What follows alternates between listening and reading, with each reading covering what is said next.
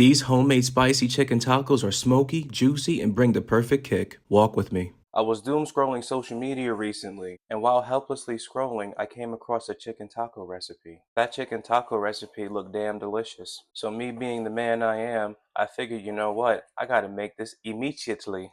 I did make it off camera first because I didn't feel like waiting to film before I could try it. And you know what? I regret absolutely nothing. It looked really good in the video, and it tasted really good when I tried it myself. Now, this isn't an exact one-to-one as I saw in the video. This is my work, this is my execution. So I don't want to hear nothing about stealing nobody's recipes. But that's the wonderful thing about social media. You scroll, scroll, scroll, you're being totally unproductive with your time, but then you happen across something that gives you inspiration. It inspires you. Recently, I've had a lot of inspiration with the chicken sandwich that I had and made. You should totally check out that video. It's my most recent one. And now I'm bringing to you chicken tacos. I think it goes without saying that you should start by cutting your chicken into smaller pieces. I will say now that you can use chicken thighs. Now, I don't know what your favorite part about the cooking process is, but mine is seasoning. I love seasoning food. Actually, I'm lying. My favorite part about cooking is eating the food, but seasoning is a very close second. Now, the meat and tacos, never bland, so we're not gonna go light on the seasonings. We're starting with pepper. This is my favorite seasoning, garlic powder. I'm addicted to garlic powder. I put garlic powder in every single thing where it makes sense. My garlic does not want to come out right now. Stop being shy. Come on, any day. Something else I'll mention. From time to time, I get comments with people asking me for measurements for things. Listen, I don't measure my seasonings. This is cayenne pepper. Don't go too crazy unless you're addicted to spice. Oh my god. Oh no. No. No, no, no, no, no. You see, this, why did I do that? That's going to be hot as hell, but you know what? We're going to work through it. When it comes to things like spicy seasonings, you probably should measure though, because then you have something like that happen. This is smoked paprika. Smoked paprika gives it that really nice red color that we're looking for, and that is synonymous with chicken tacos. I guess I should say the chicken in chicken tacos. Now, this next seasoning is something you should also probably measure because you don't need a lot of it for it to go a long way. Cumin. When I made this the other day, I was surprised by just how much better the cumin made the chicken taste. It gives it that nice nutty, earthy flavor. But like I said, too much will absolutely kill a dish. So be careful. Now, wouldn't it be weird if I added all of these seasonings and didn't add salt? You could use a pound of all the other seasoning I just used, and if it does not have enough salt, I promise you it won't taste as good. Now let's bring it all together with some oil. Only use just enough oil so that the seasonings can cover the chicken properly. We don't want our chicken swimming in oil. When I made this at first, it wasn't this dark, and I am really scared that I used way too much cayenne pepper. You know what? This looks really good though. Now, before we proceed, I'm going to briefly mention when I made this the other day, it did not look so devilishly red. I probably added way too much cayenne pepper, but that's fine. I can also serve as a means of what not to do. Now, if you're going to say, oh, Yam's Kitchen, this is why you should measure your seasonings. I don't care. I'm not measuring my seasonings. And you shouldn't either. It's also not as bad, but I did season my counters because you know me. The cutting board has returned. And of course, it has been washed. If you are going to use a cutting board or anything after you've had chicken on it, always wash it. I'll also quickly mention that we set our chicken aside for a little marinade. If you can marinate your chicken up to overnight, then I recommend doing that. But I do understand that most of us ain't got that kind of time. Even something like 15 minutes will get the job done.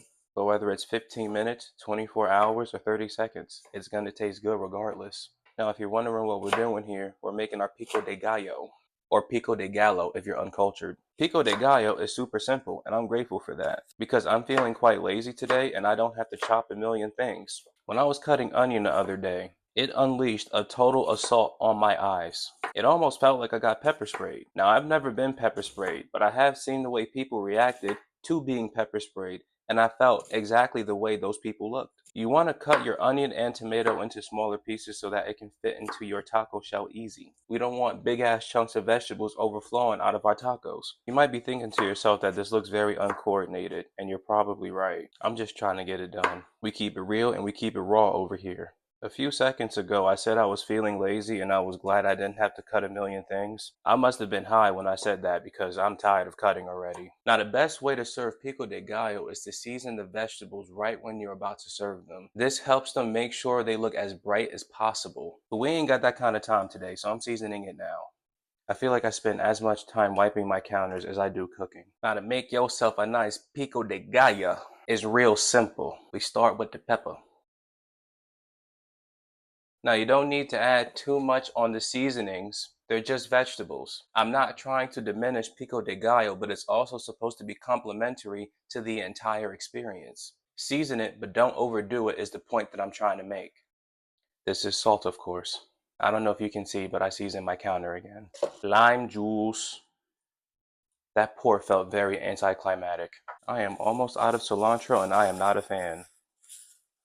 Now, if you're one of those people where cilantro happens to taste like soap, I'm sorry that life has it out against you like that. Final product. I know it needs more cilantro. I'm going to add it off camera, but you get the point. This is going to go in the fridge now. When you see this cup, that can only mean one thing. And in case you haven't been around for very long, that means we're making a sauce. All my sauces go in this. The base of the sauce is sour cream. Are you serious? Are you serious? You know, nothing ever goes according to plan. Stop. No, don't leave. God, dude, I just wiped my counters. Come on. And just like that, there's no mess. Now is my favorite condiment. Mayo. Let me know what your favorite condiment is. I love mayonnaise. More juice of a lime. Salt.